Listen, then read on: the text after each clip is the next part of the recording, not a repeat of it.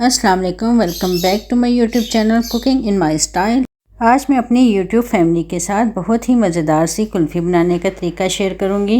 पिस्ता बादाम वाली ये मज़ेदार सी कुल्फ़ी बनाने के लिए मैं बहुत कम इंग्रेडिएंट्स का इस्तेमाल करूंगी ताकि आप भी इसे घर में आसानी से बना सकें। तो चलें बगैर टाइम वेस्ट किए बढ़ते हैं रेसिपी की तरफ। बिस्मिल्लाहिर्रहमानिर्रहीम। कुल्फ़ी बनाने के लिए जिन इंग्रेडिएंट्स का मैं इस्तेमाल करूंगी उसमें है 1 लीटर दूध, हाफ ग्लास चीनी, 3 अदद ब्रेड के स्लाइसेस और कुछ पिस्ता बादाम जिन्हें मैंने क्रश कर लिया है।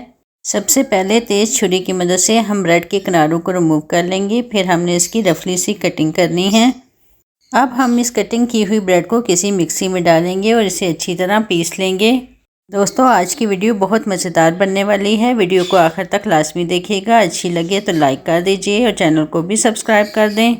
चलें जी, ब्रेड पीसने के बाद अब कुल्फ़ी पर एक प्यारा सा कलर लाने के लिए हमने चीनी को करना है कैरेमलाइज्ड। फ्लेम को बिल्कुल लो कर दें और चीनी को अच्छे से मेल्ट होने दें। साथ साथ चम्मच भी चलाते रहें ताकि चीनी जले नहीं, क्योंकि अगर चीनी जल गई तो कुल्फ़ी का सारा टेस्ट भी ख़राब हो जाएगा। इसलिए आपने इस स्टेप पे थोड़े ध्यान से काम करना है ताकि चीनी जले नहीं। चीनी का सिर्फ हमने कलर चेंज करना है। जैसे ही कलर चेंज हो जाए तो इसमें हम दूध शामिल कर लेंगे। यहाँ पे मैं फुल फैट मिल्क का इस्तेमाल कर रही हूँ। आप फ्रेश मिल्क का भी इस्तेमाल कर सकते हैं, लेकिन उससे पहले दूध को अच्छे से उबाल लें। यहाँ पर दूध ऐड करने के बाद चीनी का शीरा थोड़ा सख्त हो जाएगा, लेकिन इस बात से आपने परेशान नहीं होना। जैसे जैसे दूध गर्म होता जाएगा चीनी खुद ब खुद इसमें हल होना शुरू हो जाएगी।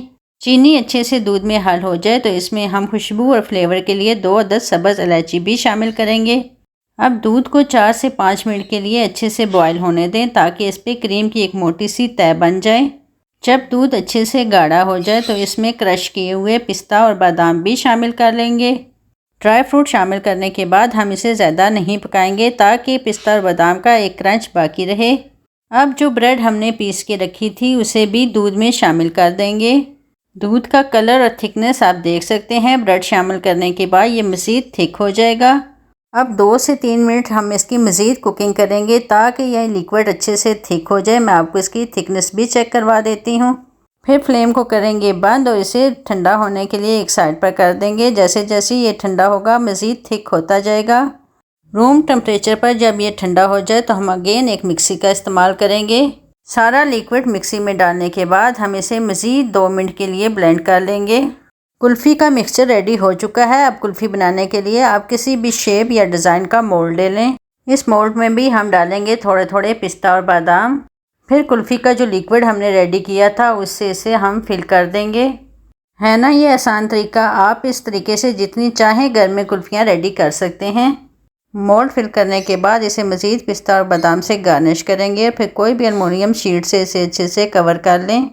फिर किसी भी सीज़र या नोकदार चीज़ की मदद से सेंटर में हमने सुराख करने हैं और सेंटर में रखें आइसक्रीम स्टिक। अब आपने इसे कम से कम 9 घंटे के लिए फ्रीज़र में रखना है ताकि ये मज़ेदार सी कुल्फ़ियाँ अच्छे से जम सकें। 9 घंटे बाद हमने इसे फ्रीज़र से निकाल लिया है। चलिए अब हम इन्हें ओपन करके चेक कर लेते हैं।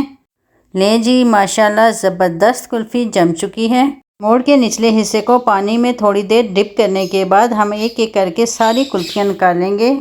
ले जी, माशाल्लाह ज़बरदस्त बगैर खोए के बहुत कम इंग्रेडिएंट्स के साथ बहुत ही मज़ेदार सी कुल्फ़ी बनके रेडी है। फाइनल लुक के लिए हम इसे मज़ीद थोड़े से ड्राई फ्रूट से गार्निश कर लेते हैं और आपसे लेते हैं इजाज़त। अगर आपको मेरी रेसिपी अच्छी लगी है तो वीडियो को लाजमी लाइक कीजिएगा। इंशाल्लाह मैं आपसे फिर मिलूँगी किसी नई रेसिपी के साथ। अपना बहुत ख्याल रखिएगा। अल्लाह हाफिज़।